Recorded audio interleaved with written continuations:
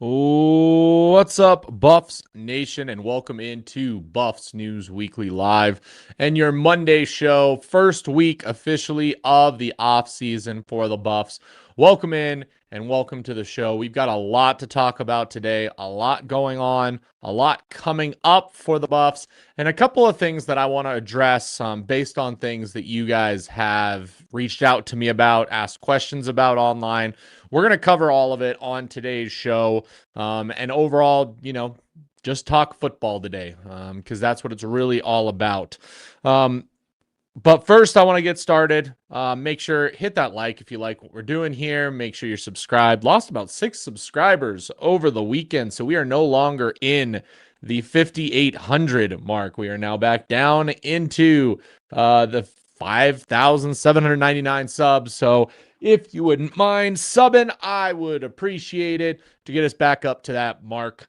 But again, appreciate all of you guys for watching today. We've got Lexus in the house as always. Kulo97, Russ is going to be crazy off season. Yes. What's good? Appreciate it. Fida. It's gonna be a good, fun day, and overall a fun off season. Whether you're happy with what happens or not, okay, it's gonna be an interesting off season.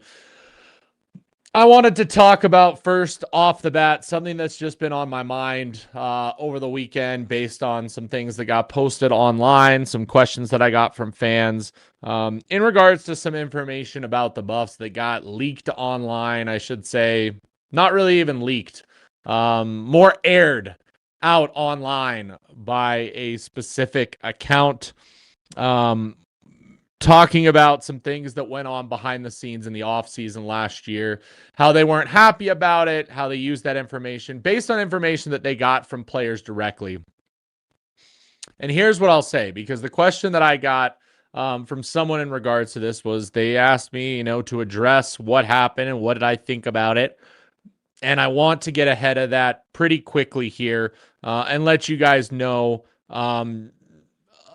a little bit more about what I feel about when things like that happen, and why you just need to understand that I'm not that kind of person. I don't want to be that kind of person. And so if you think and want me to be that kind of channel, that's not going to be it. So obviously there was some information leaked this weekend about a couple players in the program this offseason, what they did with the team, what they did with the coaching staff, talking about some players holding out for money and just all sorts of other things that was personal information that they got from some players behind the scenes because they talked to some players and they revealed all that information out and aired it out on the internet.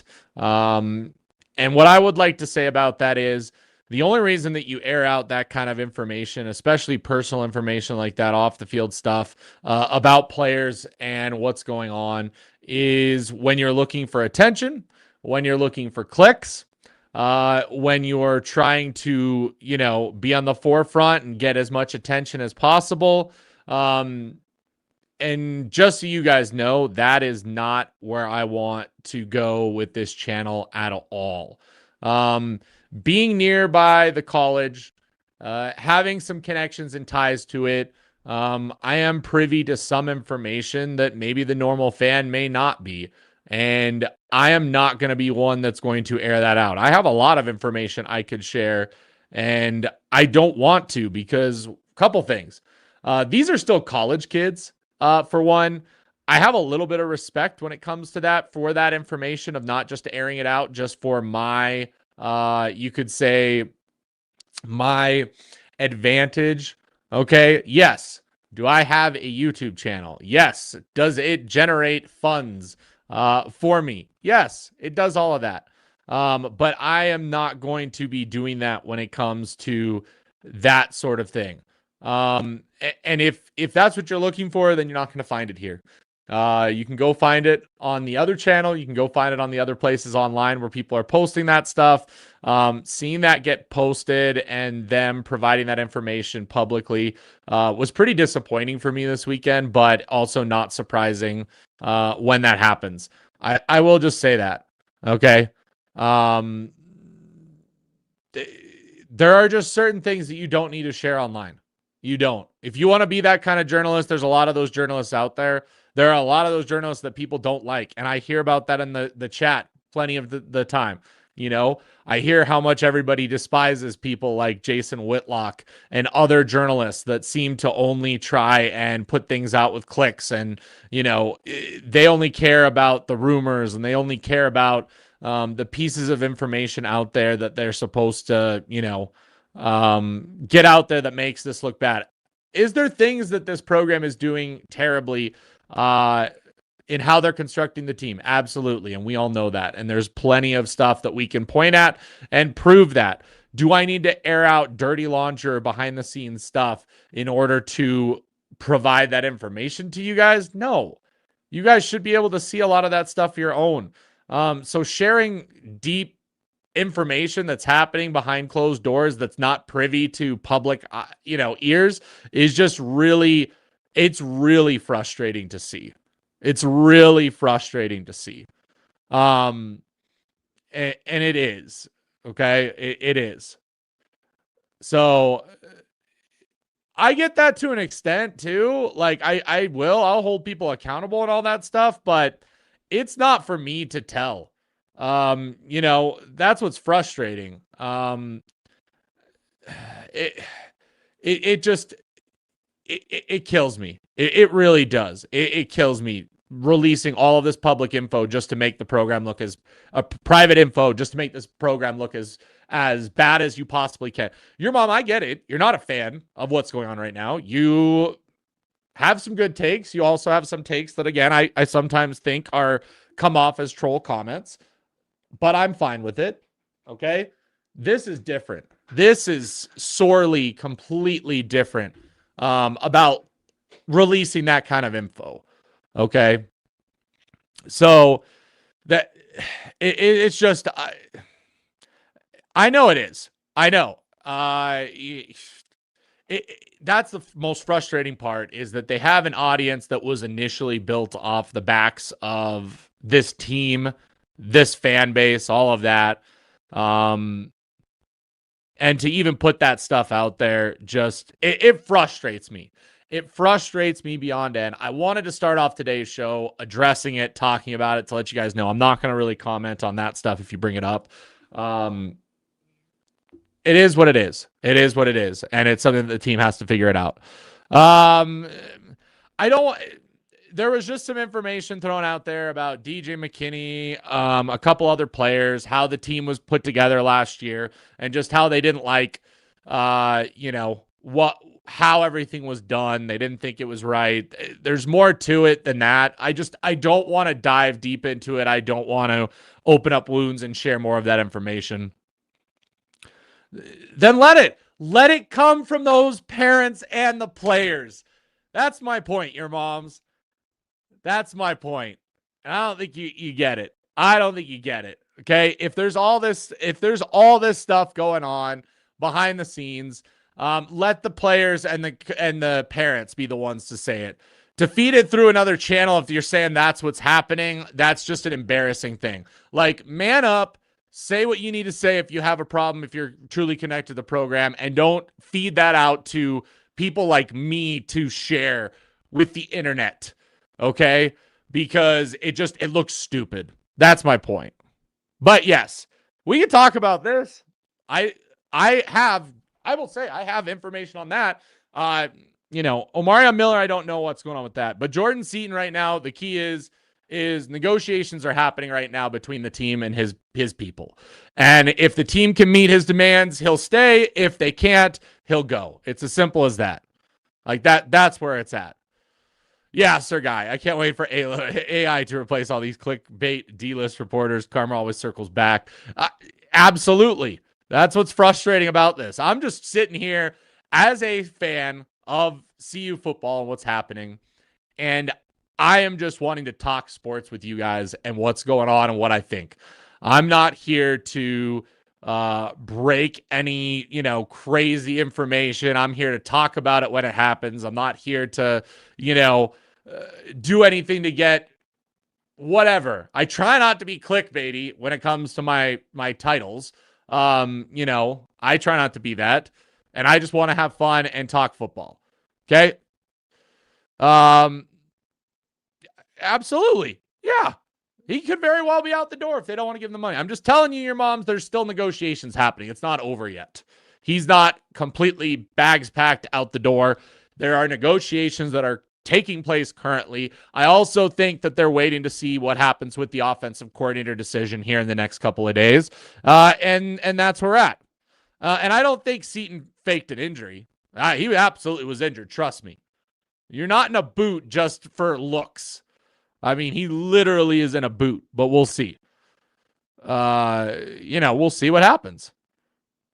Right now, everyone will say there's players bolting, but tell me where all the players are bolting. We have 2 players that have officially left for the transfer portal.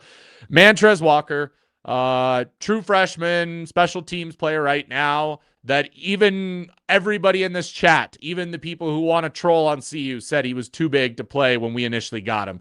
So you guys were right. And then on the other side, Terrence Love, who has been away from the program since week 4, and we knew he was going in the transfer portal, and yet, it's breaking news that he's hitting the transfer portal when it's been months that we knew he was hitting the transfer portal. Mark, I appreciate you so much for the super chat. Did you hear what the new Florida coach said at his press conference? I don't hire my friends. Was he taking shots at like Coach Prime? I don't think he was taking shots directly at Coach Prime. But does it absolutely, obviously, and we all here at CU fans understand that Coach Prime needs to open his eyes and probably take a look at what was said? And probably there's other coaches in college football that feel the same way about when they put together a staff. Absolutely. I don't think he's directly shooting at Coach Prime at this very moment. I think there's other coaches in college football that take this tactic as well. I don't think Coach Prime's the only one. I think there is an old contingency of college football that does this at times, and it fires and it completely blows up in their face. And I think what we've seen this past season especially was exactly this blowing up in Coach Prime's face. Because when Coach Prime was not a part of this program for the 4 months when he was going through his health issues, he entrusted his staff to do what was necessary to get the culture going, to do the right things, to bring in the right players, and they failed miserably. And that's his friends that failed miserably at it. So if that's the case, I would be reevaluating who my friends are. If my friends failed me in that way, I would be reevaluating who my friends are. So I think that that's where all of us can see that that's where it's at, right? Yeah, I mean, that's just where it is. So we'll see until what else is coming. I will say the good news for Buffs fans out there, the good news right now is it looks like all 10 right now, this very second, of the committed Buffs will be signing tomorrow, or at least 9 of them will be. We have 9 confirmations online that they are signing with the Buffs tomorrow per what's currently committed to the Buffs. The one that we have not gotten full confirmation is Carson Crawford, of course, which everybody will, be up in arms about. But the rest of them are. I was told on this show, in this chat, several times in the last several weeks that Rodney Colton Jr. was not going to be committing to the Buffs. And he is locked in, and he will be signing with the Buffs tomorrow. Okay? He's signing. Xavier Payne. Ben Gula is signing with the Buffs. It's not the large class that a lot of people are going to want, but I'm just saying where we're at right now, there's not some mass exodus even more from the current list that I was told looked like was going to happen. So there's that at least. Okay. Other piece of good news. It's looking like Simeon Price might be back for another year for the Buffs at running back, which is really good because up until his injury, he was definitely the best running back on this roster. So it looks like he's probably going to be back with the Buffs, as well as a few other players that are coming out and saying that they are still locked into Colorado and they are wanting to be here for the future. That's all you can ask for at this point. Okay. There's a lot of people online that want to say that they are no longer going to be a fan of this program. I've seen a lot of people that I respect and that I follow very closely online saying that they are no longer fans of this program. They are going to be rooting for other programs out there because of, the poor mistakes and the decisions that are happening right now. I don't know what to tell you except for you weren't really a fan in the first place. Okay? The whole point of this is a fan podcast. I've been a fan for a long time. People can say that I started this channel when Coach Prime came. I absolutely did. Because he reinvigorated my love for this sport. And with what he brings to the table, I knew that I wanted to cover this team on YouTube and harness the attention and harness the just liveliness of CU football once again. So absolutely. When Coach Prime is no longer with this program, will this channel go on? Yes. Yes, it will. Will it be as popular? Probably not. I could care less. I'm having fun doing this. I enjoy talking Colorado football on the internet and videotaping that. And that's not going to change just because the team is not doing well, just because decisions are bad. I will say what needs to happen. I've said that many times, and I get called out all the time by people who say I'm a Coach Prime hater, even though in the next sentence I'll say I love Coach Prime and I want him to stay. I can't win with either side at times. It's fine. It's fine. But I just want to say that's where we're at with this. I'm not going anywhere. I don't care what happens. I'm still going to cheer this team on because, again, this is a fan podcast. Will I say what needs to happen? Will I voice when I'm disappointed in this team? I absolutely have all season long. I haven't sugarcoated it when this team is lost by a ton of points and how I felt. And yeah, has there been times where I've just felt so discouraged with the health and the direction of this program right now? Absolutely. Doesn't mean that I'm going to stop being a fan just because of that. It is what it is. I dealt with 10 plus years of irrelevance and one really good season for the Buffs. Okay. If you go back 20 years, we've maybe had 5 really good seasons in the history of the Buffs. 6, you go back early 2000s, you probably had 4 or 5 good years in a row. After that, because of some decisions that were made by certain coaches that required the university to put penalties on the team that lasted up until Coach Prime got here. Absolutely, that did occur. So that's why I'm still happy with what Coach Prime did, because Coach Prime still at least woke up the university to actually try and compete on a higher level with football. The 2016 Buffs that competed and nearly won a Pac-12 title is a team that I will always be grateful for because of how they did it and how they were able to do it and how much handcuffs were on that program. Was last year's Buffs still a complete success to me and something I was excited to cover and be a fan of? Absolutely. I don't care what anybody says. We have 2 Heisman Trophy winners in the history of the Buffs.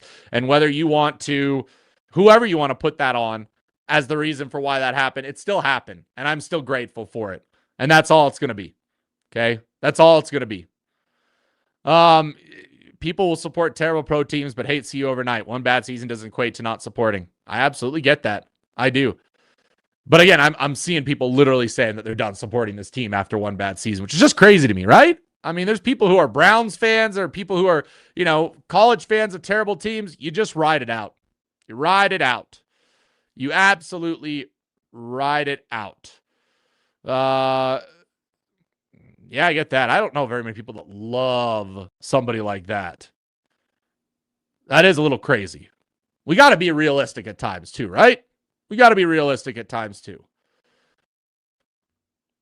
So here's what we're going to talk about when it comes to the upcoming transfer portal, what needs to happen for CU, because it's obvious that CU is going to go deep into the transfer portal again. They were going to have to. It's just the straight fact. No matter what you want to say, yeah, is the 2026 recruiting class as of this very moment, this second, disappointing to me? Yes, I can say that in the same breath.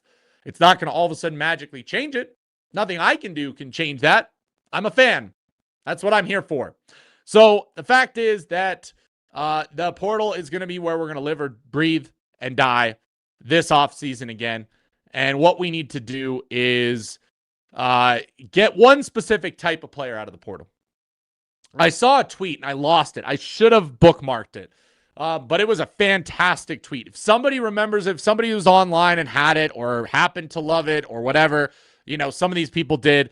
Please, please, please, throw it out there. But essentially what the tweet said was they broke down the key to winning in the transfer portal, guys.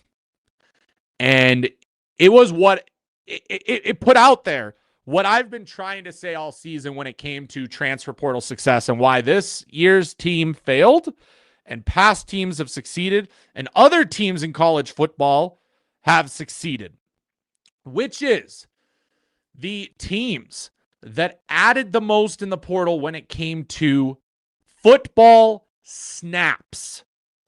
Doesn't matter what level of college football it was, but just straight up added the most snaps in the transfer portal are the teams most successful right now. The top teams in the country, literally teams in the top 10 right now, knocking on the door of a playoff spot, were teams that took the most college snaps out of the portal. It's what we've talked about throughout the season, okay? It's probably the biggest, one of the biggest lessons that Coach Prime and the recruiting staff should have gleaned this offseason, if anything. So you look at players like Jaheim Otis, the top transfer portal target, one of the top ranked transfer portal targets in all of college football last year. I'm just going based off of what the rankings said when he initially signed and the amount of money that this team put out and why I'm probably most disappointed in this recruiting staff. If all they're looking at is stars versus actual experience and what you can bring to the table and why that can't be what we do this year. I'm only going to be pushing and wanting players who, wherever they played a ton of football. Because that's what's truly going to tell you whether or not a player is going to be successful at Colorado or any other program for that matter that they transfer to. Because Jaheim Otis, SEC player, top-rated transfer, but did not play very many snaps at Alabama. Could not see the field, and yet he comes out to the transfer portal and gets rated that high based on who knows what. I'm assuming size. I'm assuming, the fact that he came from Bama. I don't know the specifics. I don't rank prospects. But the fact was he was, and we went after him hard. And yeah, did a lot of us, including myself, get excited that we added the top defensive ranked player in the portal? Absolutely. That can't be the case this go around because we're going to have to look at actual snaps of what is going on the transfer portal. So that's something we're going to have to pay attention to. That's something that I want you guys to think about when it comes to this transfer portal. Okay, guys? Yeah, TMFB, these are the kind of guys that played a lot, guys that have done a lot. I don't care if you were in junior college. I don't care if you were in community college. I don't care if you're FCS, G5. Enough of this. We need transfer portal players from the SEC and Big Ten. No, we need guys who have played a lot of football, who are ready to make that next step and ready to show that they've earned that next step.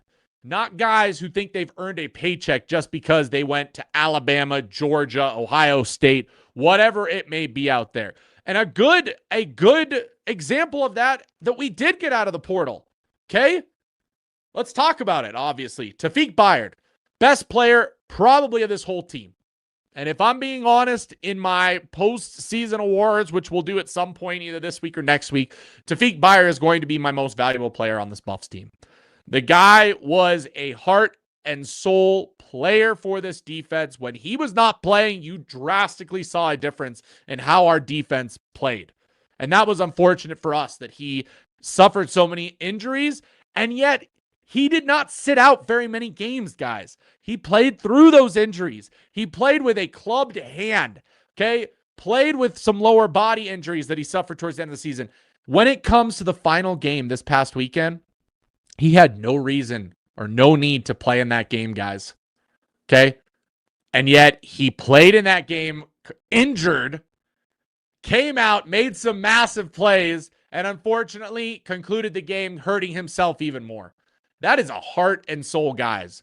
I want people like that. To go further into some of the portal players that we grabbed last year and their success that proves what I'm talking about right now. You look at a guy like Sean Myers, okay? Not the sexiest name in the transfer portal. And heck, didn't get to see that much playing time this year. But when he was on the field, he made an impact at times.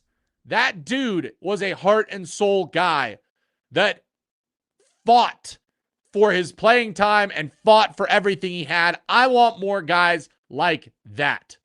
On the offensive side of the ball, we can talk about it since I just talked about players that you get who played a lot of snaps, may not have been the best, but showed up to us and is probably coming back next year. And that is Simeon Price. Literally, the guy was what? The fourth string running back coming in, late add by the team. You know, played at mostly lower levels his whole career, comes in and does what he did in the short amount he did before he absolutely destroyed his ankle. You know? That's where it's at. No, Byard's not. Byard's not. You can keep saying that. You can say that Seaton's leaving. You can say whoever's. Byard's sticking around. And him playing in that last game was proof enough of that. He didn't need to do that. He didn't need to play in that last game. He could have destroyed his entire career by playing in that last game if the injury got that much worse. And instead, he played just because he wanted to. Myers was better than French and yeah, Myers was our best linebacker, and the fact that he did not play anymore makes me mad. Lovelace was an injury great one, unfortunately, at a point. And I think there came a time where Lovelace, and we'll see if it gets, I think he's trying for a medical red shirt to try and come back to college football, whether that's with the Buffs or some other team, I don't know. But there does come a point when you have no eligibility left and things aren't looking great that you're just going to have to shut it down and hope to get that. Bryce Hunter was never coming to Colorado. It has nothing to do with Kool-Aid. It had to do with money. I was going to LSU before Michigan dropped the bag on him. I don't know who was talking about that, but there you go. Whatever they did last season, getting good transfer players, they need to do again. Yeah, the proof is in the pudding, not only at Colorado, but other teams. Enough of this getting rejects from other teams. You know? And by that, I mean like impact rejects. There's one thing trying to get depth, because I know a lot of people will bring up, there's a lot of quote unquote guys who diss the Buffs who are going to be in the transfer portal. I can name them all off. You know, obviously Boo Carter's in the transfer portal. Does Colorado make another run at him and try and bring him in? Who knows? Would I be fine with that one? Yeah, absolutely.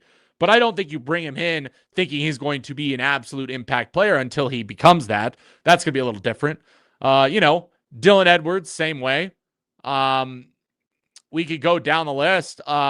Nick Marsh just hit the portal. I don't think that's going to happen. I think he's going to command a lot of money unless the team wants to shell out that for Nick Marsh, who was another guy that the Buffs were interested in when he came out of high school and is now leaving Michigan State.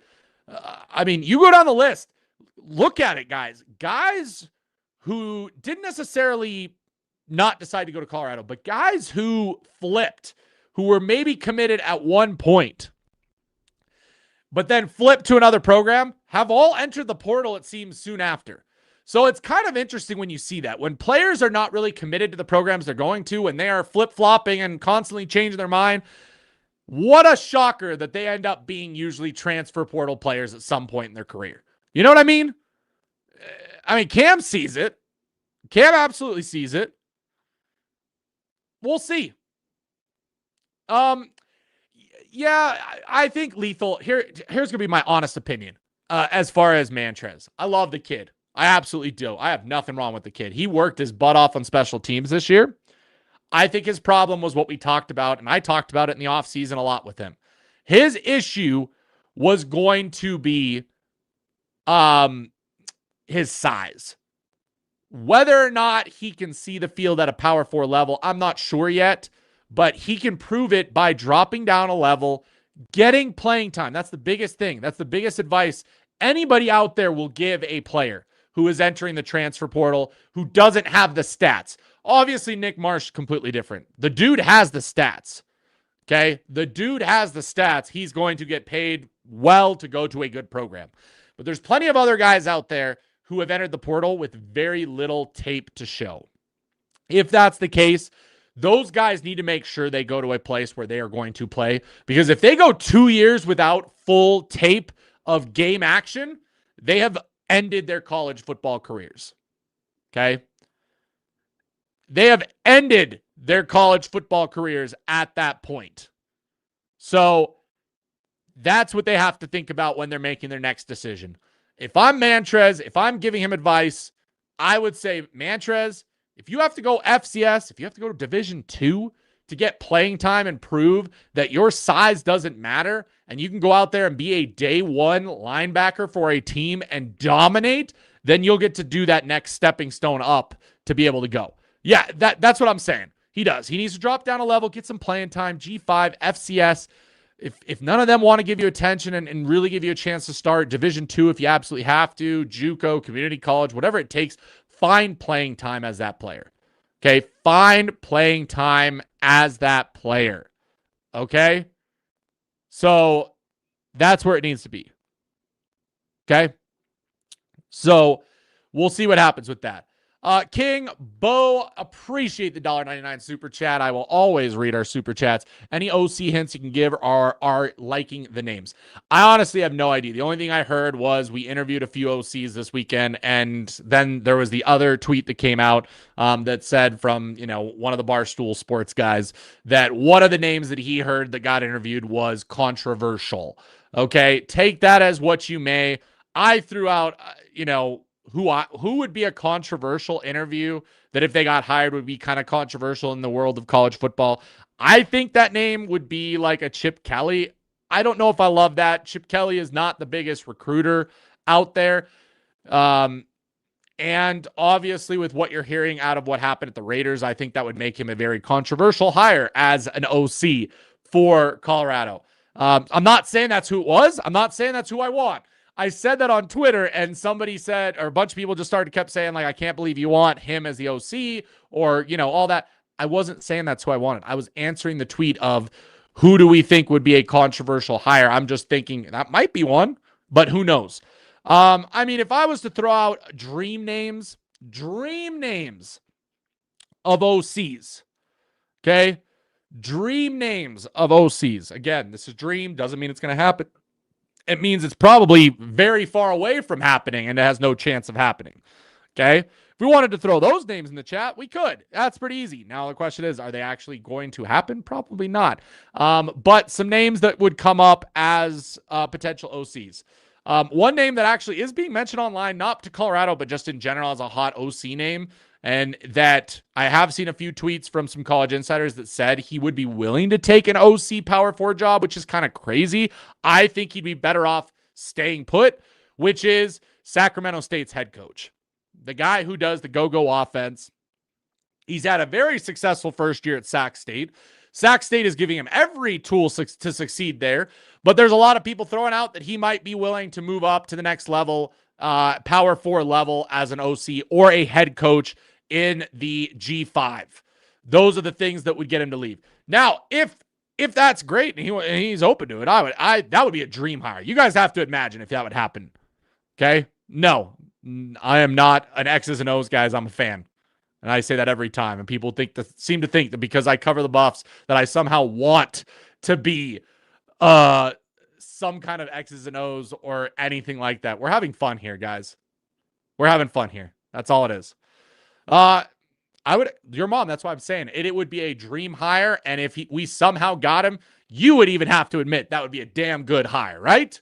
If we somehow stole him away, yeah, that'd be an insane hire. That's why I'm saying it's a dream hire. It's not happening, guys. Don't be, with that. So there's that. Except he's never done that before. Be different if he hired T-Cal in the position he wanted to be hired in. Other ones. The offensive coordinator at North Texas. Okay, with the North Texas coach going to Oklahoma State, there still hasn't been word whether or not the offensive coordinator is joining him at Oklahoma State or if he's interviewing for other jobs elsewhere. Who knows? But that would be a dream hire. Notice I'm saying dream hire again. You guys can throw out there all you want and say that they're not coming to Colorado. That's the whole point. They're a dream hire. The chances of them coming to Colorado is nil to slim to none. Okay, but I'll still throw those names out there because they're dream hires. Most likely it's going to be somebody that we haven't even thought of. That's what's going to happen. Russ, when you say players are in the portal, you really mean they are going to hit the portal, right? Because it won't open until January. Correct. But they've announced it. And the only ones we know of right now are Montrezl Walker and Terrence Love. Terrence Love, we knew he was going to be entering the portal since October. Montrezl Walker, that was a new one. That got announced by every publication that he is entering the portal. He's even retweeted it. He will be entering the portal is the point. They're not in the portal right now, and the portal's not open just yet. But he will be once it is open. But they can announce that now, and honestly, there's no such thing as tampering at this point. People want to say it's tampering, but it's not. He's probably talking to teams and coaches already. Word on the street, by the way, just so you know and other people know, is there are going to be a ton of portal signings literally an hour after the portal opens. There has been talks about that from 24/7, from On3, from Rivals, that's just the world we live in. This portal is going to be crazy because it's the one and only portal this year. There's no spring portal. It's such a small period that we are going to see a ton of players. Literally, because what we used to see was the portal open, and then you would see guys taking visits, and then 4 or 5 days into the portal, you would see them sign with a team. That's not going to be the case this time, guys. It's going to be very, very quickly. Very quickly. You're very welcome, Lexus. Yeah, we probably won't. I mean, on the surface, we're probably not. I just hope it's not going to be somebody without OC experience at the college level. Honestly, out of mind, I will probably like them. I will probably be fine with them, even if it wasn't a name I was thinking of, as long as they are a college experienced OC. It's better than the rehash of Pat Shurmur and, unfortunately, what Brett Bartolone brings. I'd love to look at their offense. If it's anything different than what we've done this year, I would hope they get to make the decisions, and I would be happy for at least a while until I see them calling plays and see that it's the same old, or if it's new. That's where we'll be at. Let's see. Yeah, this is going to be Lethal Gaming, one of the craziest portals we've seen in the portal era. Because what always happens when it comes to college football right now is some big change happens to the landscape of college football, and it causes a massive ripple effect that has to be fixed, right? But there's always a period where it goes into effect that it affects things the most. And right now, the calendar and the one portal for the first time ever is going to make things crazier than we've ever seen before. And I think it will get fixed. But unfortunately, we're going to have to go through this period. It's why I say that college football right now is broken. When a coach, because of the calendar, again, I'm not blaming, by the way, Lane Kiffin for what he did. I'm not going to blame Lane Kiffin for leaving Ole Miss the way he did, to going to LSU, to doing that, because of the stupidity of the NCAA and the stupid-ass calendar that they have right now. It forced exactly what happened. And it's an embarrassment to the NCAA, and they're going to have to make a change because of it. But again, what did I just say? When these changes happen, there is a period where teams take advantage, where things happen that puts a black eye on the sport, and they have to make a change as a result. So now we have a playoff team in Ole Miss that is literally going to be without half of their offensive coaching staff for their playoff run. Like, how insane is that, guys? How insane is that is happening? And that is why, Lane Kiffin absolutely played it right. Again, I'm not going to be mad about it. I'm not going to be mad about what Lane Kiffin did. I don't know if he's going to go. I don't see him at Penn State. He's a West Coast guy. But if he does, that's crazy too. It is. It's a stupid calendar. You guys can agree with that. Like, craziness. But I know, Brandon, that's my point, is all of these teams are in a playoff hunt and their coaches are jumping ship. You know why their coaches are jumping ship? It's not because they hate the teams they're at, okay? It is because in the day and age of the calendar of NCAA football and the transfer portal, you have to be on your new team. Otherwise, next year, you're going to have to completely punt your team next year because players are going to leave. You're not going to be able to re-recruit the players currently on the team by the time you get there.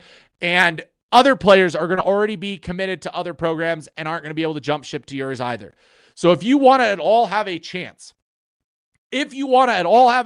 your first year of coaching in your new school, you've got to leave now. This week. You have to leave this week. It is a fact because of the stupid calendar that has to happen. Okay?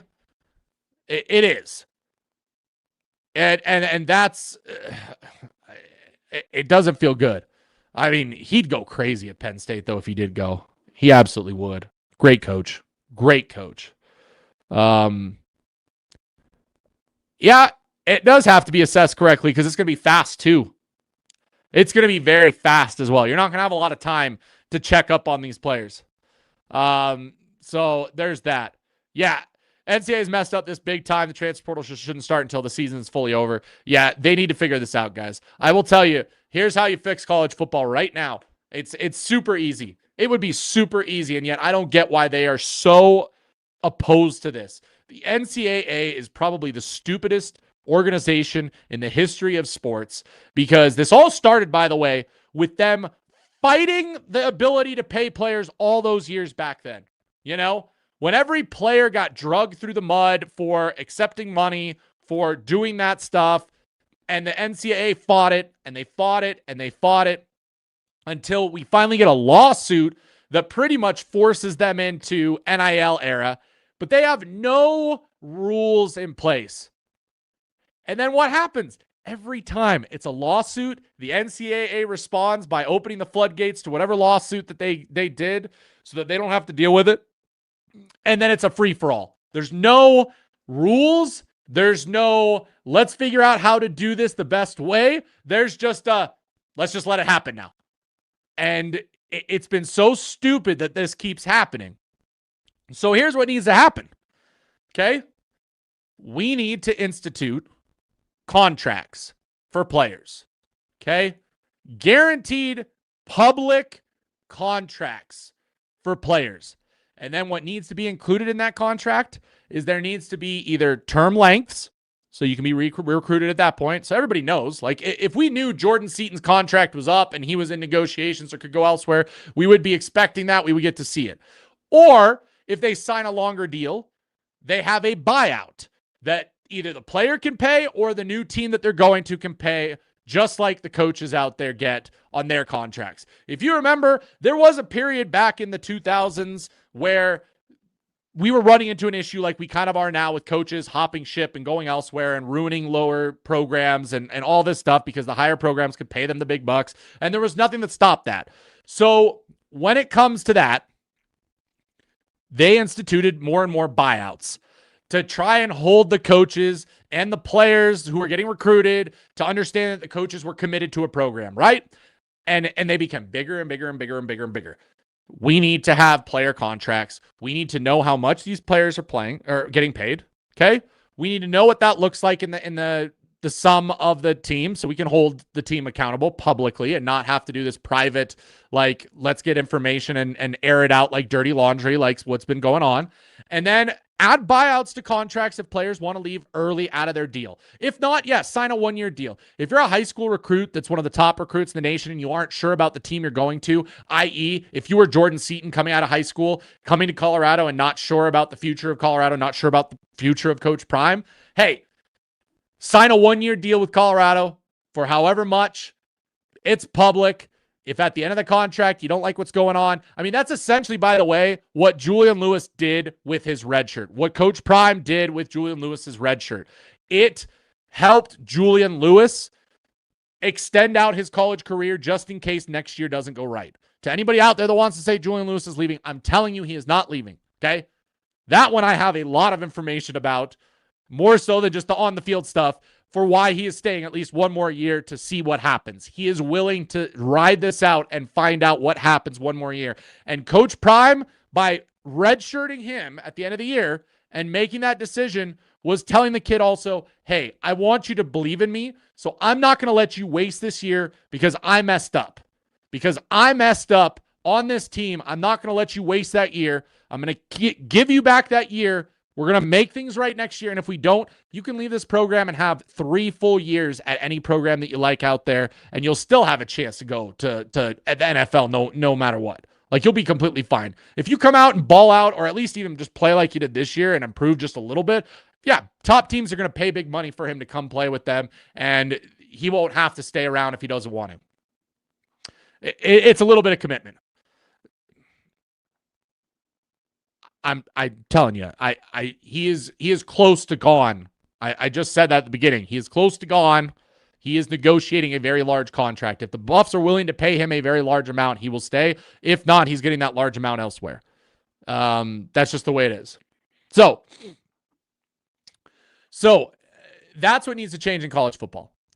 Public contracts, buyouts for players, change the calendar. I get the reason why the calendar is the way it is right now. A lot of people will throw that out there because they've done that to me online. They'll say the reason the calendar is the way it is because of being able to enroll in school. Let's be honest, guys, at this point. Let's call a spade a spade. College football players are no longer student athletes. They are athletes who happen to be students. There needs to be exceptions to the rules that allow them to enroll in their classes late if they have to because they transferred, whatever happens. There just needs to be new rules when it comes to that. So if that's the case, that's where it's at. Okay? That's where it's at. No, because they've known that Seton is going to negotiate and may not be around, that Juju's still sticking around. He's not going to leave just yet. Trust me. The information I have, Juju is not leaving unless something drastically changes. Not with football, but other things. That's all I'll say. Juju is not going anywhere right now. Okay? He's pretty locked into Colorado. He likes Colorado pretty good right now. That's all I'll say. Okay? So there you go.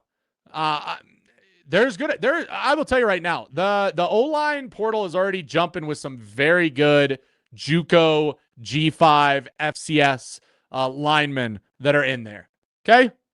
So there's that. So I think when it comes down to it, I don't know how much the amount is. I don't know what he's looking for the amount. I just know, I will say this, his agent, he's a penny pincher. He's a penny pincher. He's trying to get every little bit out of anybody. He's a good one. So there's that. Line is a priority. They're setting these kids up for failure because what they're doing at the moment. Yeah, it needs to be priority. Yeah. So yeah, they should put a limit on how many times a player decommits and the number of transfers throughout their playing career. Only exception, coaching change. And that's where the contracts come in, time to live. When you bring in contracts, you're not committed until you sign that contract. Let's stop with the BS, verbal commitment, handshakes. Until you sign a contract with that program, you're not committed. Let's stop with saying you're committed to a program or whatnot. Let's allow players to sign a contract when they're ready to sign a contract. It's a risk on both the team and the player's part. Because if I go after a player early and they happen to get injured, I'm still in the hole for that contract. I can't null and void that contract. You know what I mean? So it'll stop universities from offering those contracts too early. You won't be getting contracts given out to 2027 and 2028 guys more than a year in advance. And it would create a much more level playing field when it comes to that. It'll also help the kids out to make better decisions and not just, make decisions way too quickly. Okay. Yeah, I love this question. Sorry, I just joined. I don't know if you asked. Seton may be expensive. Do you think the prestige he brings is worth it? I think CU loses too much motion if he leaves. It depends on what that number is and how much money CU actually has. We don't have that public information, unfortunately. I can't tell you. Like, if CU has a hard budget that they have and Seton's going to take up 25% of that budget, it's probably not going to be worth it to keep him. You know what I mean? We don't know that part. We don't. I think we should try whatever it is to keep him.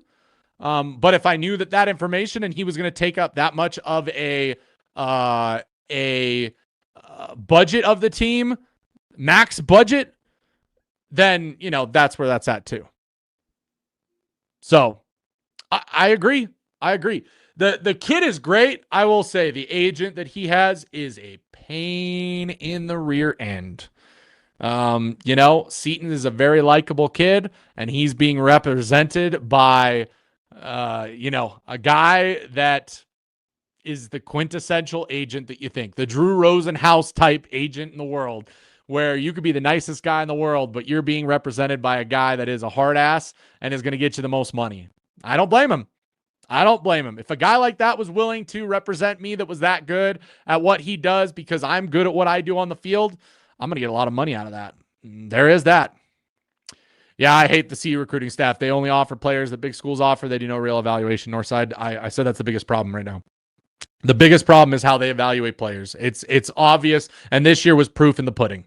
So we'll see whether or not there's a difference, whether or not something changes in how they bring in players. Northside, I swear to God, if we bring in a top portal stud recruit that has like no playing time at their current school, I'm gonna be frustrated and angry that nothing has changed.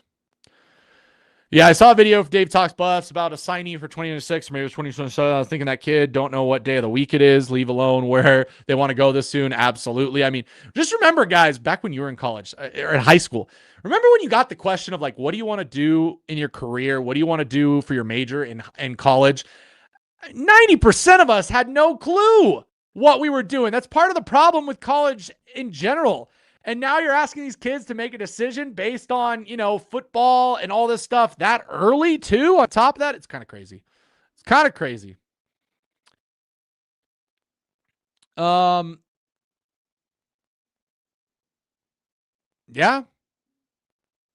it's true. Be nice if Colorado could have 25 to 30 million to build a roster like LSU. Eugene, those schools have even more than that, but my guy. Colorado technically does have around that number. A lot of the Power 4 programs have anywhere between 20 and 30 million to spend on a roster. But schools like LSU, Michigan, Ohio State, Georgia, Ole Miss, Texas Tech, Texas A&M, Texas, those schools have like 50 million to put together a roster. So your number's a little bit off, but I get what you're saying. I do. I get what you're saying. Oh, I agree. I agree. I'm not mad at Seaton for asking for the money, guys. I'm never going to be mad at anybody for trying to get money because I understand how life works. I understand how careers work. I'm in finance, as most of you should know from following this channel enough. Okay? When it comes to the money talks, if we have a money talk on here, I love diving into that stuff with people to really explain that. I'm sorry if a job came to me today and offered me, even if it was a really crappy job, $1 million to get paid to go do that job, I'm jumping ship, whatever I'm doing. I think any of us are. You can't tell me that none of you would jump ship for $100,000 even. Please, anybody in the chat right now, tell me the job that you have right now. If you got offered a job for just $100,000 more, $50,000 raise, $100,000 raise, even that low, would you do it?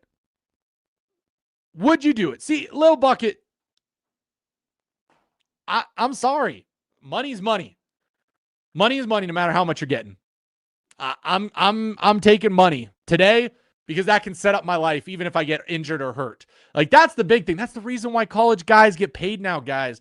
You guys forget there were plenty of college guys out there who had NFL dreams and had career-ending injuries and got zip. Nothing. Zilch. These kids have got to optimize what they're getting, whether or not people like it or not. You got to. And I don't think it is. I don't think paying 1-year mercenaries is how you build your program. I'd prefer us to get multiple year guys out of the portal if we can and pay those guys. 100,000 bonus every year. Yeah. $100,000 salary. No. Get it? It's just football. Take the money. I mean, you guys get it. Most of you guys get it. I hope you get it. Hope major donors come through the midnight hour and see you can save the most important players. Again, wishing is hopeful. And that's part of the reason that I know about Seaton's negotiations. The boosters know about it. They're trying to get him what he wants to an extent and see if they can keep him. No, I'm not calling anybody greedy. I know you're not talking about me either. All right, I've been with my company for over 20 years, but let another company offer double my salary or something crazy like that, I'm gone. Exactly. Anybody would jump ship for that if they could see it. Why do you think, by the way, a little bit on my finance background side and all that, why do you think so many companies hide salary availability on a lot of the job listings? By the way, I live in a state that has a great law that any job that hires somebody from the state of Colorado is required to post the job salary range, because you see those ranges and it is more attractive to go apply for that job. But they also don't want their own people seeing those salary ranges just in case they're paying people less. There's a whole bunch of stuff when it comes to that. But let's be honest right now, in this day and age, in this economy, when people are struggling to pay for things in life, money is king. Money is king. And with the finance background, by the way, the definition of money is worth more today than it is tomorrow.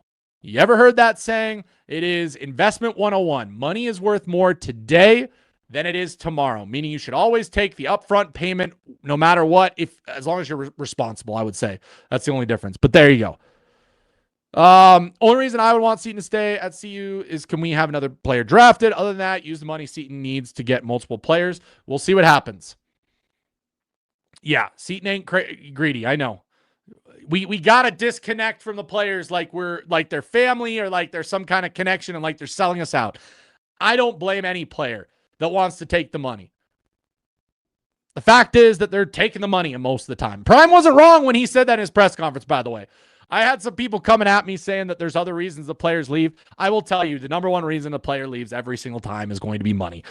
Add in the fact that, like, if I can make the same exact money I make at a better program, I'm probably going to do it. That's why you always hear in sports too how there's some teams that have to pay the crappy team or the crappy location tax. This summer or this offseason, Colorado's probably going to have to pay that tax on some players if they want them, i.e. if they want to keep Jordan Seton, they're going to have to pay a tax to keep him around. There's that. Get some elite JUCO players. Yep, Hustle, I talked about at the beginning of the show. I appreciate you. Prime was right about retaining players who want more on your team before even trying to get new players is a new issue that all teams are having to deal with. Yep, and it's why so many talented players hit the portal. Players, that have turned programs around, that have been unbelievable players, they've left because of money. It's hard to retain people all the time. It is. You're not crazy, FB. Gotti, you're not crazy. Seton ain't leaving the money. If he was like that, he would have left. He would have went to a school that did give him the money. Cam, we gave him a lot of money. Cam, I love your takes and I love your passion for the team, but I'm telling you, he got a lot of money. He was, I believe, either our top or second top highest paid player on this team. And now he wants a little bit more money to stay because we're in rebuilding mode, so to speak. And he can make the same amount of money that he is right now, a lot of it, at a really good school. So if he's going to stick around, he wants to be promised that he's going to get taken care of in a different way. It is what it is. Like I said, it's the player tax at that point. When you're not great, you're going to have a little bit extra that you need to fork over to some players to keep them around. So there's that. Yeah, a lot of high school players leave after 1 year. That's for sure. We need North Dakota State trenches. There's a lot of those levels of football that can come and do just fine with us. Yep. Kentucky hiring will stop. The coach, guys, are you guys watching the coaching carousel, by the way, right now? Are you guys watching the coaching carousel and seeing how crazy it's popping off right now? I think part of the reason, and again, to those people out there that said, somebody in the chat way earlier, apologies for not showing your tweet or your message, said that Colorado should have hired their OC 4 weeks ago. Part of the reason they didn't hire their OC is because of what we're seeing right now. With all of the moving chairs, more OCs are becoming available who are no longer going to be able to stay at their programs. We have this week to hire anybody. All the teams are hiring everything this week. Now, if we're talking next week, if we are by next Monday not talking about an offensive coordinator at Colorado for some reason, either one of two things happen. Either Colorado hired one and was quiet about it, which would piss me off because we need to stop with that crap. This whole secretive stuff when it comes to hiring guys needs to just knock it off. Or two, something went really, really wrong. And then we can panic. I will panic along with you. We'll have a stream next Monday where I will throw up the panic, all that stuff. Okay? So there's that. Joe Kidd, you're not wrong. Okay? When it came to pass blocking, Seton is the best in the country. Run blocking is still to be desired. It wasn't fantastic. But with the dominance that he had in the pass game, and with that, I mean, he's going to get top dollar for one of the best programs in the country to go start as their left tackle. He is. Personally, I believe Prime should just retire. No kids there. He doesn't need the money. Go enjoy life and your health. He's not going to. You know why? Because of how bad this season was. You think Coach Prime's going to retire or walk away? Because, again, guys, you have to think about who Coach Prime is as a person. Do you think he wants to make all of the people that have said that he can't coach right? Do you think he wants to make all those people that he fights on a daily basis or, says that, like, that's the reason why that's not happening? Okay. So there's that. How do Utah and Utah State recruit better than Colorado? Richie, that is where I talk about why it's not about stars. It is about the players themselves. Because the star system, by the way, that On3 and Rivals and all those uses are completely and utterly pointless to the extent, because yes, do they get it right sometimes? Yeah, absolutely. But there is a lot of politics when it goes on to how players are rated, ranked, starred. Utah State, those other programs that can, do decently well, they don't go after the stars. They go after the players themselves. They have great talent evaluators there that pick up really good college kids who are not looking to be, these fancy household names all the time. And they build them up. They develop them a lot of the time too. And that's just the way those schools have always competed. It's why Utah has always been at the forefront of college football. You see them every now and then get a 4 or 5 star that's pretty highly sought after and pretty big deal. But a lot of the time, what you guys see, and you probably see it on a regular basis, is some of these guys that eventually become these superstars for those programs. You're like, why have I never heard of them before in high school? It's because they're developed / picked out away from their recruiting cycle. That's where it's at. Let me get caught up, guys. You guys are going crazy in the chat. I absolutely love it. We've got 330 plus people. I hope that I'm back over 5,800 subs. That sucked losing that this weekend. Okay, we are. We gained 10 subs today. I appreciate you guys. Thank you so much for joining me, for chatting with me, for being a part of the subs in the channel. Hit that like button while you're in here as well, guys. I love it. Yeah, make a business decision, Seton, and get the heck out of Colorado. You need to play against tougher competition. That's not going to, you don't understand that. It's not going to make a difference. Okay, that's not going to make a difference. He's still going to be a top 5 pick whether he stays in Colorado or he goes.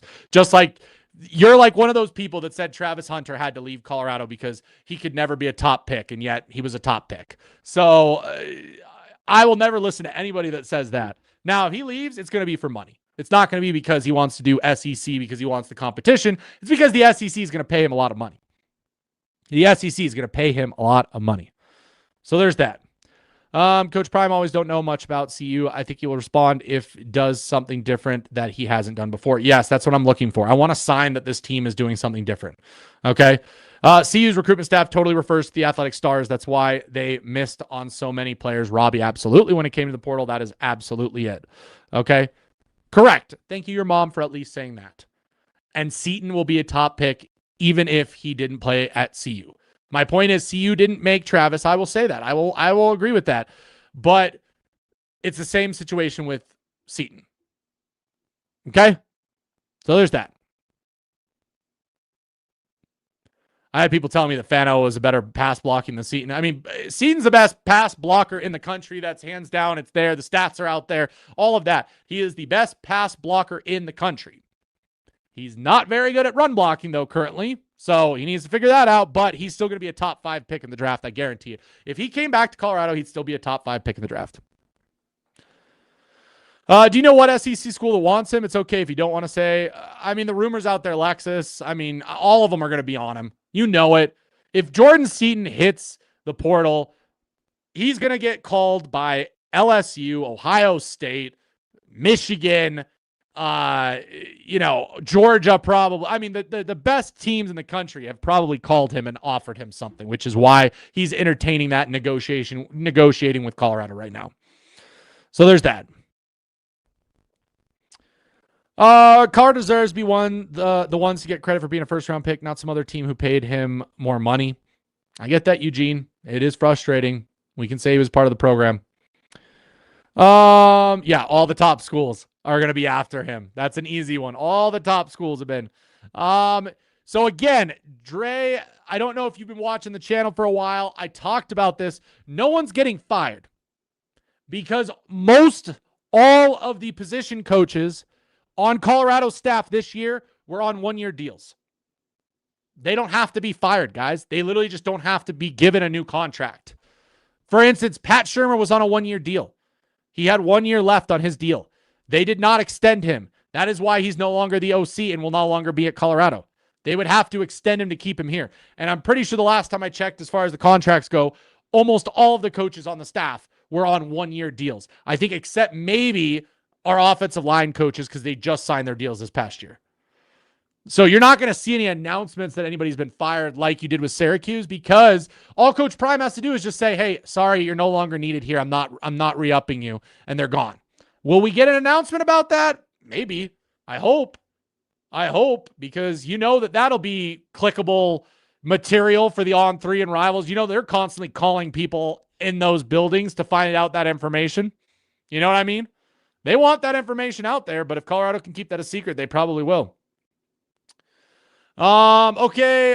Just a couple things that came out. Yeah, it's starting to trend that Kalani Sitake is going to Penn State, guys.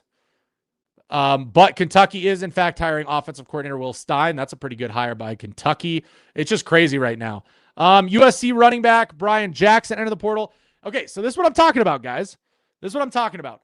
This guy would be a decent grab at running back, but in 2 years with the Trojans, 72 carries, 311 yards, 5 touchdowns in 2 seasons, has 2 years of eligibility. That one's an iffy. He's probably going to get a lot of attention because he's at USC and leaving. But those numbers don't jump off the page. Compared to maybe a guy at the Power 4 or at the G5 level or FCS level that put up maybe 1,000 yards last year and 10 touchdowns, I might be more inclined to go after that running back than a guy who's been with USC for 2 years, hasn't really been able to separate himself, puts up okay numbers. To me, that's a depth portal ad. You know what I mean? That just got announced, by the way, 27 minutes ago. Another player entering the portal. There's a lot of those guys out there. Colorado did offer some JUCO players today, by the way. Archie Chambers, a 4-star JUCO player, will go off the stars, but it doesn't really matter. He had a pretty good career at the JUCO level. Absolutely love seeing that. Linebacker. We're adding a lot of linebackers, guys, between high school and portal. So Archie Chambers, he is a JUCO linebacker that had a very good JUCO career. That's maybe what some of you guys are wanting to see. That's more of like a Sean Myers type that can come in and do a lot better than what we got. You know what I mean? Yeah, your mom, there you go. That UConn guy is a guy that I love in the portal. Lots of good tape. Lots of production at a lower level, ready to make that next step. I would prefer him over the USC guy.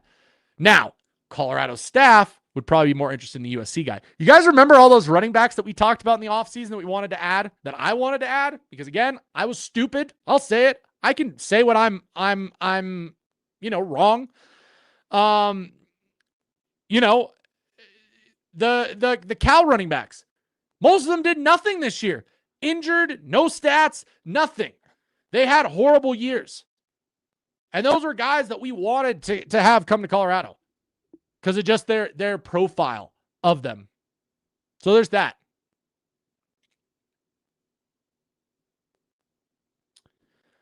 Yeah, it looks like he is going to. It looks like he's going to Penn State. I feel bad for BYU, and in the middle of a Big 12 playoff run, bowl game coming up. Remind me, what is the Big 12 championship?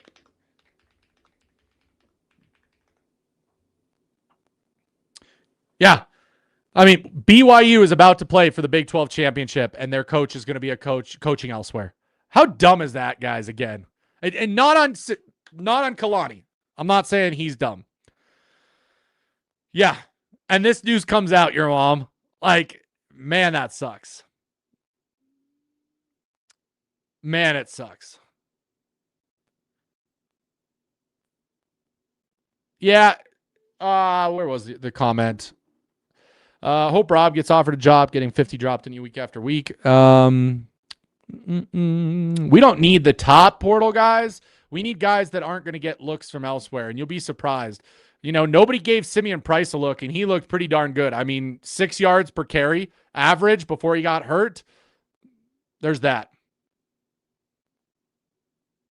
Yeah, Fran is like, he is who I want Prime to be. Prime's a little bit more reserved than that.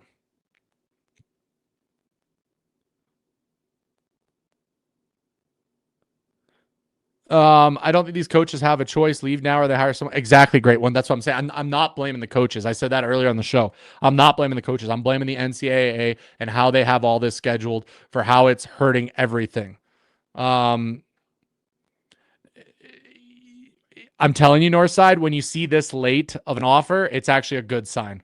You don't offer them unless you've had a conversation with them and they're about to sign. Trust me. Late offers this close to signing day is actually a good thing. Trust me, it's a good thing. I know that you hate the fact that we're offering him late, but getting an offer late, you're not going to waste giving a kid an offer this late in the game if he's not coming. Do you get what I'm saying? Yeah, Fran Brown, pretty darn good coach. We need CU to hit the Sun Belt Conference hard. A lot of guys who played good football entering the portal from the Sun Belt. Joe, there's a lot of guys entering from all over the place because all these coaches getting poached. They're not going to take all of those guys to the Power 4 level or the different places they're going. I did look at it, Nation Buffs. Archie Chambers is pretty damn good. I would love to get him. And I think he sees the fact that if he comes here, he's probably starting day one as linebacker for us. Is this the announcement? Did we get an announcement of a deal for that, for the BYU deal, or are you just making up numbers?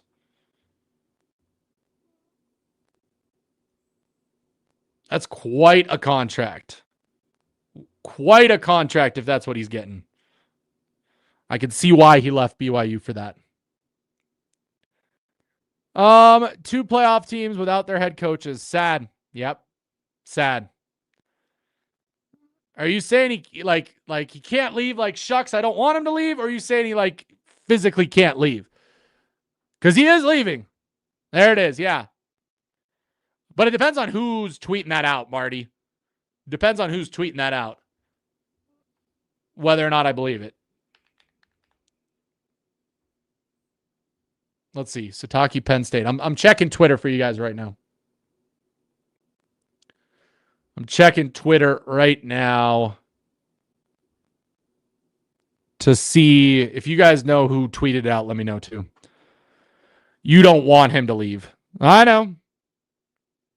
I have no idea. Yes, as far as I know, he's still the recruiting head on this program. I know as much as you do on that one. Like I told you, the team tries to be so tight-lipped with the stuff. I mean, we didn't even know that Shermer was calling plays until we secretly found out weeks later. As of 2 minutes ago, now, Joe, just FYI, I mean, the team is usually the last one to post. The team is, I mean, literally Southern didn't post till yesterday, and it was announced, like it was rumored over a week ago that Marshall Faulk was going to Southern, and Southern officially didn't say anything until yesterday. Yeah, Pete Nakos. Okay, I'm gonna go to his account. I'll make sure he's saying it because there's also, by the way, guys, there's a lot of fake accounts out there parroting these guys right now. So just FYI. I don't see anything from Pete Nakos on Sitka except for that he has emerged as the top target. I'm looking at his Twitter account for Pete. FYI. I get you. They're usually one of the they're not going to do it for a little while either. But I am seeing a lot more accounts that are posting about it, and it just happened literally as we've been talking. So it may take them a moment for them to figure that out here in a second. We'll see. How do you think these players being recruited are feeling now with all these coaches? It happens every year. I mean, Eugene, it happens every year. It's why these kids it's frustrating. College football right now, I said it, when the Lane Kiffin stuff happened. I talked with David Talks Buffs this past weekend about it. College football is broken right now. Until they fix this crap and really take a look at what needs to be fixed, which is a lot of stuff, it's just going to continue happening. Okay. It needs to keep, it's just frustrating. Frustrating. BYU's 26 class might flip to Penn State last minute. A few of them will flip. A few of them will flip for sure. I don't think I think Leftwich is completely sailed. Okay, I don't think Leftwich is a candidate for OC. If he had been in the building all year as the quarterback's coach like he was supposed to be, then I would say he's up. But there's a reason he was not around this team. I just don't think he wants to coach at the college level. Not a coach that's trying to be like young teenagers wearing chains, trying to be cool. He left a grown woman his age for a young lady who could. What are you talking about, plain truth? BYU head coach going to Penn State. Yep, Gotti, we're talking about that right now. Yep, it's trying my patience. Well, of course. James Franklin got fired and took his entire recruiting class from Penn State. Yeah, Penn State's recruiting coffers are blank. Let me go look at where Penn State ranks just for fun. I know it'll obviously change with Satake joining there.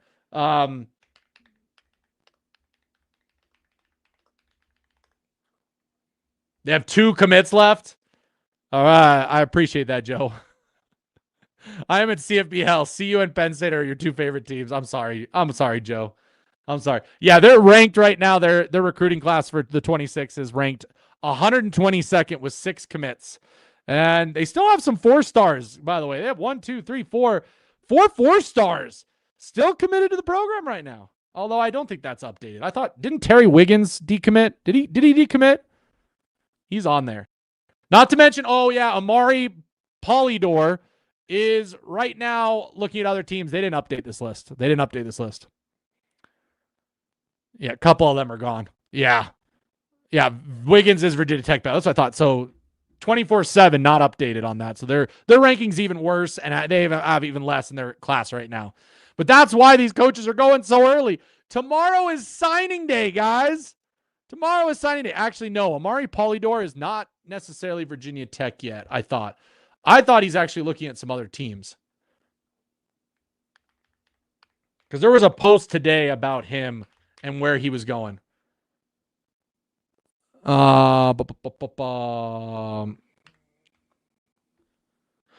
Let's see what the last post was. Okay, so he didn't actually decommit, by the way. He didn't decommit, but he did open up his recruitment, is what he said when that happened. Oh, where did it? Shoot, I can't remember the post. I saw other teams than Virginia Tech on there. Was what 24/7 said he was looking at. Okay, we got another decommitment from Florida. 4-star running back for the 2026 class decommitted from Florida just now. 6'2", 200-pound from Georgia, was committed to the Gators since June. Carson Baker has just decommitted the night before National Signing Day. We'll see where he ends up. That's all I want. Yeah, Wiggins isn't coming. Polydor, 24/7 said Polydor liked what he saw from Colorado and is thinking about it, but the rest of them, we didn't get anybody from that weekend. Character reflects leadership. That's true. That's why these coaches leave so fast, so signees can sign to the right school. Yeah, that's what I'm saying is the calendar is screwed up. Because of that, they are forced to leave their schools early and go to those programs right away. Oh, the Florida kid is Duke Scoop nephew? Well, maybe we can put in a good word and get Carson Baker to come to Colorado. Who knows? I'm telling you, there's a ton. There is a ton of guys. Okay, this is the only time I'm going to address this because you obviously weren't here at the beginning of the stream. Okay, TCAT will never be associated with the program ever again for what he said this weekend. He is never going to be associated with this program ever again, and I talked about it briefly at the top of the show. If you want to go back and watch it, that's fine. I'm not happy with it either. It's very disappointing. you don't air dirty laundry that you hear from players through the grapevine out there for clicks and views, which is exactly what happened. So there, that's the only time I'm gonna talk about it the rest of the time. If Prime hires a current OC, we may get a few flips that way. That's true, Joe. That's true. I think who we name as the OC, and we need to name them shortly. Like, we need to know who they are at least shortly. That'll probably be communicated to recruits. So if you guys see some flips do happen with recruits, I would guess that we have a new OC. I would guess that we have a new OC.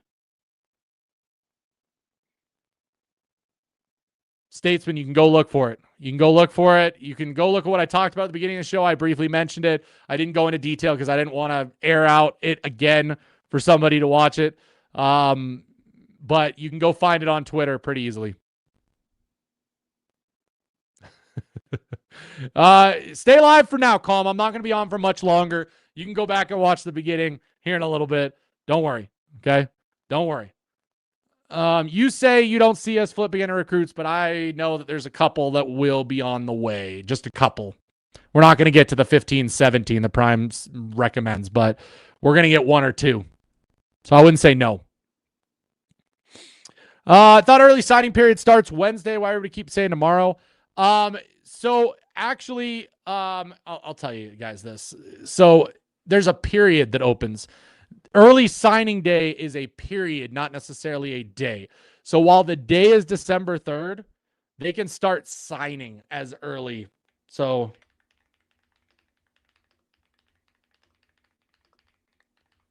I'll bring that up. Yeah, 3rd through 5th. So yes, Wednesday through the 5th. 5th is the final day you can sign.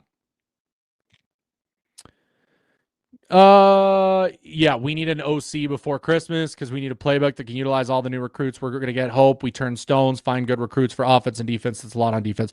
Yeah, the portal is going to be the most important for this OC. Portal is going to be the most important for this OC. So that's why I said this week, they've got to name an OC this week. That's why hearing the fact that they were interviewing OCs over the weekend made me feel pretty good about where we're going because that means that they understand at least that part. Okay. No worries, Dallas. No worries, Dallas. I'm not mad at you for bringing it up. I'm just letting you know. It's part of the reason I don't screw with him. Smart, very smart X's and O's guys. He knows football. He played football at a high level. I can admit that every time of the day, and I'll talk about it every single time. But there's a reason that David and I don't mess with that guy, and it's because I just don't approve of a lot of that stuff. Smartest guy. Don't like the decisions he makes. Signing day will be uneventful, but as long as coaching staff doesn't promise fireworks and then nothing happens, like 2 years, I'm good. I mean, we had fireworks. I mean, you had Juju, you had McPherson, you had Merritt. Merritt's a pretty damn big firework, I would say, that even now is showing that it's even more of a firework that I think people realize. Seton was a firework. I mean, they have done fireworks when they've said they've done fireworks. Will that happen this year? I don't think so. I'm just hoping that we get the 10 guys that are committed to us right now, including Carson Crawford. If that happens, I will feel fine. C will have a tough time getting recruits until they start coaching at a Power 4 level. Sure. Absolutely. I wish we had Lane Kiffin. I want to know Livingston hires. Northside, do you mean you want to know if Livingston hires people or what specifically? I'm a little confused by that. I mean, for like the last second commits and flips, those guys were already in the fold. Love those recruits we've got. Brady, I get that. We'll see. We'll see what happens. I mean, the recruiting staff has been very quiet on Twitter this year, if you haven't noticed. Which, again, I want it to believe that maybe it's because there's changes happening, but who knows? Who knows? Kind of crazy, though.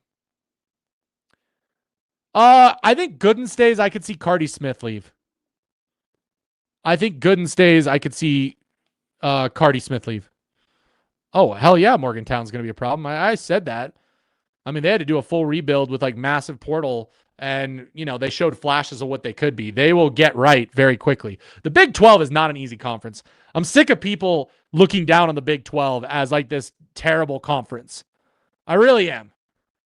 I really am sick of people doing that. It's a fun conference to watch.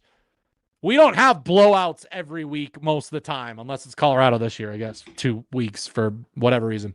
Joe, you're right. I pray we get some real defensive tackles in here. That more than anything has hurt this defense and the run defense. It made the linebackers look way worse than they really are. It's a combo. I mean, our linebackers were that bad, Joe. Martavius French and Reginald Hughes were that bad.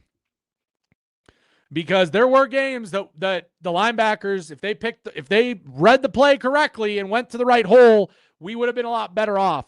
But I agree, we weren't getting much push into the backfield by that line. So absolutely, I think that's number one is the interior of the defensive line. Number 2 is linebacker. Number 3 is cornerback. Okay? That's the number one priorities of this team this offseason in the portal that I want to see. Oh, okay. Yeah, that's what I thought you said. Yeah, I do too. I want to see... I'm sick of this team not announcing what's happening and who's not being retained and what's I want to see something out of that, but probably won't get it with this team. We just get to speculate north side and have fun over here. Yeah, Big 12 is a pretty darn good conference, better than that ACC for sure. Gooden isn't that good, and he's too heavy. Cardi Smith can go too. He isn't that good either. I get that, but you want to keep depth. That's where I'm at. I'm not saying that I'm like, we have to keep Gooden because he's going to start at guard next year. Could he start at guard if he works his butt off this offseason? Absolutely. Absolutely. Yeah, the Big 12 is a great conference, and I love watching it. And people who don't watch the Big 12 are missing out on some great college football competition and games. Because week in, week out, every matchup is a fun game to watch.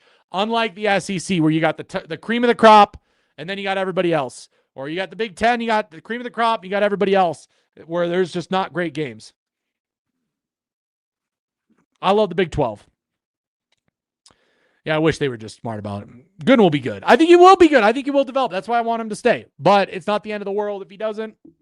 It is what it is. They're going after Jeff Brom now.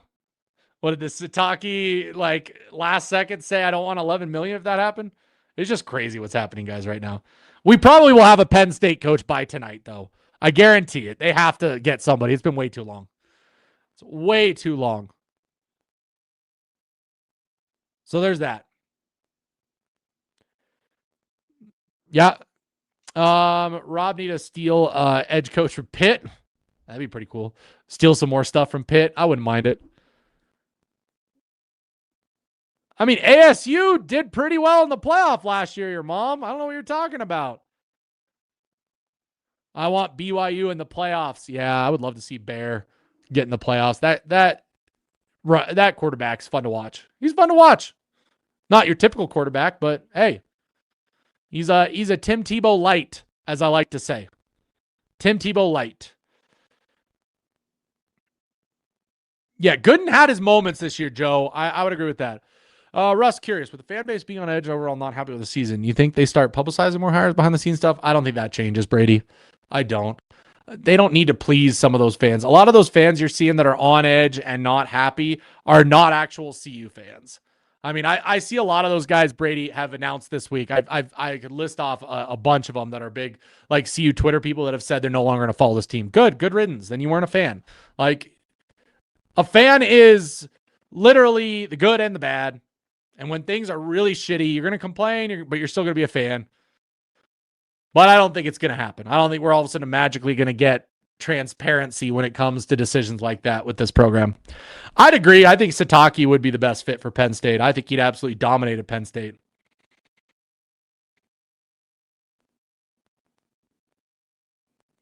I don't like Tim Tebow. I think he's better. I mean, you got to admit, Tebow as the college player was pretty damn good. You can't, Lexus, you can't not say that. I mean, the guy won some national championships, and he carried that team on his back. He had amazing teams, by the way. I'm not saying it was all Tim Tebow, but I'm saying the heart and leadership of Tim Tebow really helped keep that team together and get it going when it was, doing what it did. Rooting for the Big 12 teams in the playoffs. Good for every team in the Big 12. Absolutely. I agree with that. I really do. So there's that. Okay, guys, you know what? I'm gonna call it for now. I appreciate you guys. I had a lot of fun today. Hour and a half with 350 plus people. Our best stream in weeks. Okay, our best stream in weeks. I've thought that to an extent. He's not a good quarterback, but best college quarterback of all time. He's up there. Absolutely. That'd be interesting to see. That'd be interesting to see. I think the BYU. See, actually, I don't think Satake takes as many guys as you think. I think the guys who are locked into BYU for those purposes are probably staying locked into BYU no matter who's there. It's why BYU does such a good job of recruiting no matter who's their coach. But I'm just saying. There it is. There it is. Yes, I know. Did anyone pay attention to the blocking of Chrysler against K-State? It actually looked like his was being paid to deliberately miss blocks. He was horrible. Go back and look. Well, I could have told you. There's a difference between being a good college quarterback and being a good NFL quarterback.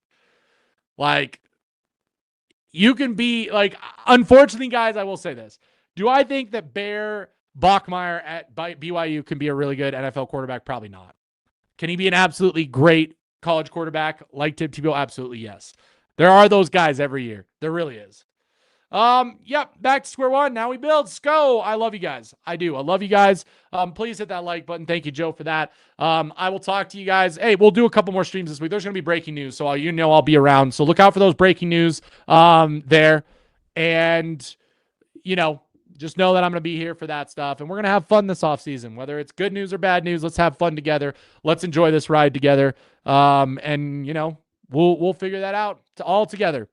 But until next time for Buffs News Weekly Live, I'm your host, Russ. Go Buffs.